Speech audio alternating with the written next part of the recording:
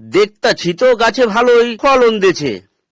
আম গাছে আম আছে, সুপারি গাছে সুপারি আছে, কাঁঠাল গাছে কাঁঠালও আছে, কিন্তু নেপোর জন্য এই ফলন থাকবে তো?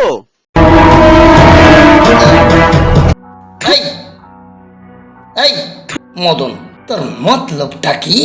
হ্যাঁ, নেপোর যা সব দেখতাছি, বাপ রে, এই গাছে ফলন থাকলি হয়, কদিন পরে আহি দেখুম গাছ খাড়ায় আছে, ফলন নাই। হ্যাঁ, আমি তোর মতলব বুঝেছি।